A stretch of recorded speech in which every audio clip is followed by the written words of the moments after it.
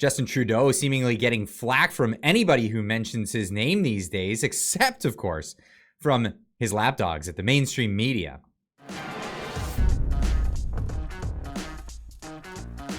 Now, you cannot make up headlines like this. This is not a Photoshop. It's real.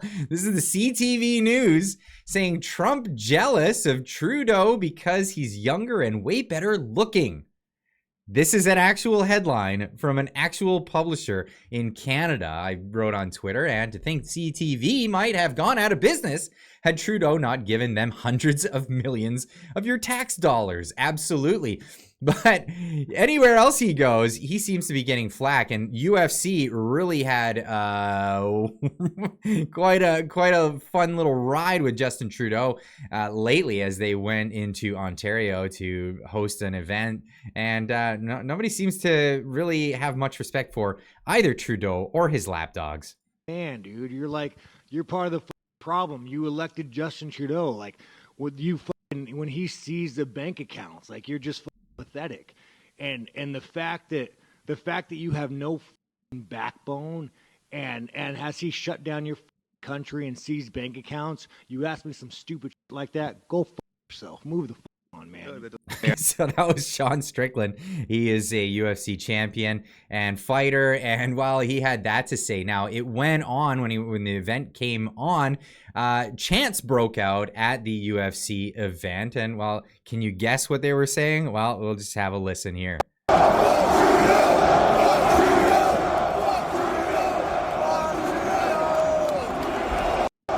It's a familiar chant in this country now. It seems at music festivals, the streets of Ottawa in 2022.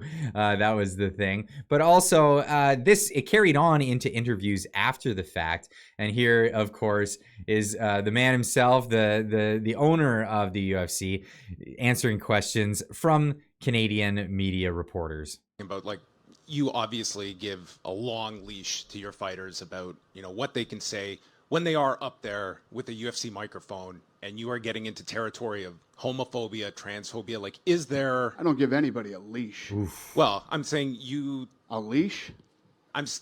Free speech. Control what people say. Gonna tell people what to believe. Gonna tell people...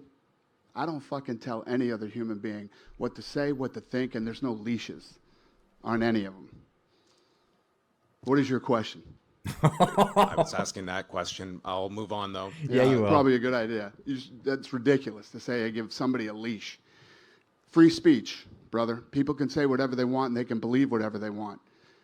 And everybody unanimously shouting, I wish I had a boss like Dana White. I have a boss like Dana White, and it's great. It's great. I always recommend people get into the trades. You don't have to get into UFC fighting to have a boss like this. Most people in the trades will say, yeah, you say your piece, say what you want. And this is why I'm able to do this and why I'm able to get up every day and say stuff like this. Joe Rogan even having a few words on this event, saying, dude, just get your act together. I mean, fuck Trudeau. I was at the UFC. Yelling, fuck Trudeau. Love it. Yeah. That guy's a piece of shit. Canada, get your shit together. Come back. Come back to what you used to be. I mean, absolutely. Come back to what you used to be. And it wasn't that long ago. It was actually only 8 years ago that we were a great country. Many people crossed the aisle politically and they would just hang out with each other. It was not even a big deal. It was Justin Trudeau largely that came in and sowed all this division that he's often, portraying or pushing to say that the other side is sowing division. No, people want to, we're done with it. We're pretty over it at this point. A lot of people are sick of this kind of rhetoric, this divisive stuff. It all started with COVID. Well, it didn't start with COVID, but it really ramped up the most during COVID. But most people are wondering, how did this guy even get a job in this first place? But Christia Freeland, in this old clip, actually sums it up pretty nice. Sadly, that is less and less the case. It's increasingly the case that your job prospects are correlated not with how hard you work, not with how well you do in school, but with the job that your father had. And that's not Canada. Okay, of course, we all know the meme, but I don't want to play the music, because of copyright claims. We just don't want that. But moving on, here are the Lapdogs. Of course, that one article wasn't the only time we've ever seen the media coming out in favor of Justin Trudeau or going to UFC events to ask their ridiculous questions. Ryan Garrettson pointing out here, you're kidding, right? Susan Delacourt, who wrote this article, mad at Justin Trudeau, tuning him out. The Prime Minister says he hears you and he gets it. The Prime Minister tells Susan Delacourt that he understands there's just a lot of people who are just rightly grumpy at the world right now. Are we grumpy at the world right now? Or are we grumpy at leadership in this country and looking for a big change? We're looking not for a big change to something new. We're looking for a big change to, well, just 8 years ago. Like I said, Canada was always this great place. You can go to the pub, you could hang out with people, didn't matter. None of this stuff ever mattered to most people, but it's become such a divisive country under this guy.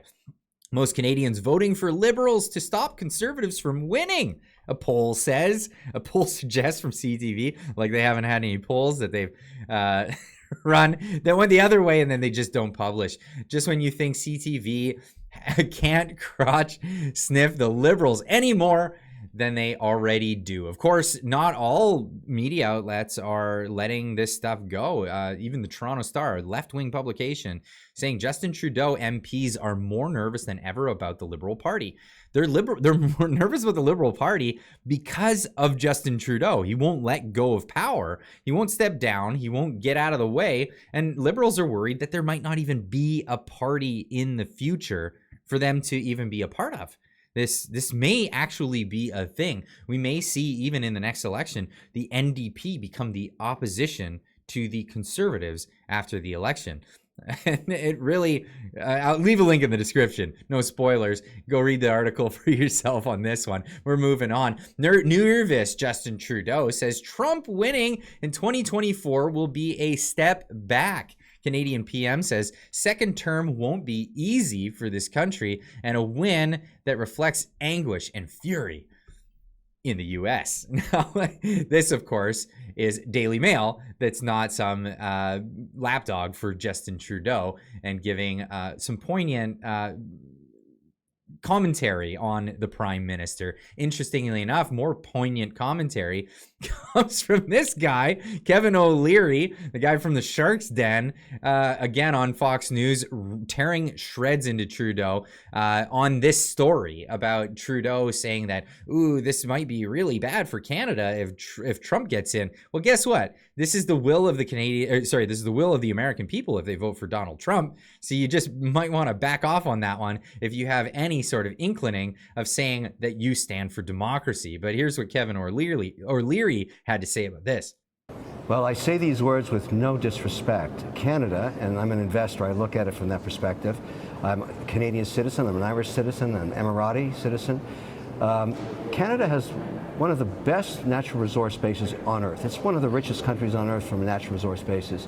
Very true. It's managed by idiots. Trudeau is the worst prime minister ever put in power. Very successful politician, no executional skills. Hopefully, we will thank him for his service within the next 18 months. It's so important to Canada that he move on. And I mean no disrespect, but full disrespect. Very successful politician, incredibly weak manager. So you argue he has not taken advantage of those resources. That's what that comes down to, right? No, he's absolutely it's much worse than that. I wouldn't let him manage a candy store. I'll put you down as a maybe on the Prime Minister. I'll put you down as a maybe. Yeah, no, I wouldn't trust him running a candy store. Absolutely. Have we not got in? I guess Cavuto's not really paying attention to what's happening up here. No, our resources have not been utilized well. In fact, they're trying to keep them in the ground as much as is possible. In a world where the world wants more clean, ethical energy, Canada is probably one of the best places for that. You want good labor resources and getting rare earth minerals, these kinds of things. Get them from Canada. You want ethical things? Get them from Canada. Obviously, these resources are much better. Every time they shut down the logging industry, what happens? Well, they get their wood from the Amazon forest. It's so crazy to me that this is the way it goes. But, you know, they just keep wanting to shut things down, and that's just all they've been doing. And that's all the liberals are good at, is shutting down, well, essentially the middle class. Anyway, leave a comment in the comment section down below. Let me know what you think about all of the things that I talked about in this episode, and we'll see you in the next one. Don't forget, if you're in the Calgary area, I'll be going to the Tucker Carlson event on Wednesday. It's the 27th of January, and we'll be doing a meet and greet afterwards. Check the communities tab. The details will be in there if you are in the Calgary area and you want to come meet up. Anyway, we'll see you in the next one. Keep on trucking.